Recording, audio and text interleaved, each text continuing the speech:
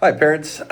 Really want to make just a very quick video, just a couple things that have been kind of coming up and kind of on our minds here at Lakewood.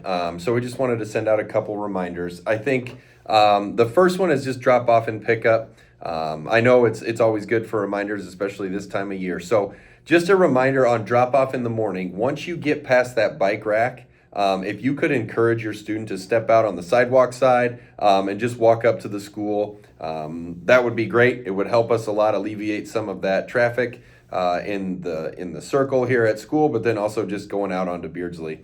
So anytime you're within that bike rack to that front door, if your kid could just step out of the car and walk into the building, that'd be awesome for us. That prevents the one drop off after another, maybe the first two.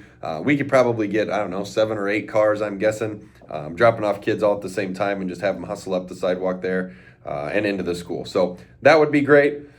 Pickup time, just remember we have the 2 different times that you signed up for. So if you're a second sign up, maybe just try and come around that 3:10, 3:15-ish range. And we will make sure we've got 2 dismissal times for the kids. So we will get them out at that proper time. If you're coming early and that we haven't dismissed yet, then we're having a lot of calls into the building and things like that. So those 2 things would be really helpful for us for drop off and pickup. And then Mr. Larson's going to talk about another idea that we have here with this time of year. Yeah, it gets a little bit tricky this time of year, and I've talked to several parents here recently. Just the play gets a little rougher at recess in particular. The kind of running in the hallways, some of the respectfulness with their teachers ramp up quite a bit this time of year. And sometimes it gets hard. I have a lot of different talks with kids, and I try and counsel them through it, and we try and talk. I do think sometimes, though, this time of year, the best thing we can do is have some consequences. In particular, our recess has gotten way too aggressive, and it gets really hard because we have a lot of different versions and ways of which kids. It starts off kind of fun, and then all of a sudden somebody gets hurt because somebody gets too rough, and everyone has different elements, especially when we have so many kids here at school. It's a little different than being in the backyard and just having 3 or 4 kids playing together. So one of the things that we're going to do here starting next week, and I've talked to the kids and I've talked to the parents the teachers about it, and we wanted you just to have a heads up so that maybe you can talk to your kid. But during recess, and we are both big believers in recess time and that kids need recess.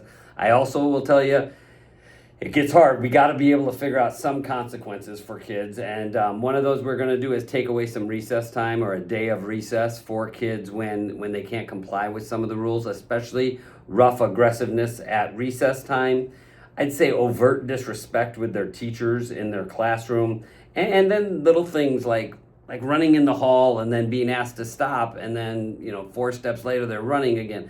And hopefully, I'm just asking if you can empathize with us a little bit and understand, kind of probably within your own houses there's ebb and flow, and sometimes you're like, I know when I used to have a full house, it was sometimes it would hit a point where we're gonna crack down a little bit. I feel like we got to just crack down and have some consequences, which will in turn help the behaviors improve, right? It's not about the consequences, but we need something to catch them so that they can be a little more thoughtful of, I need to think about, I'm not going to just mess around and smack somebody, and then it leads to a smack back, which leads to a harder smack back.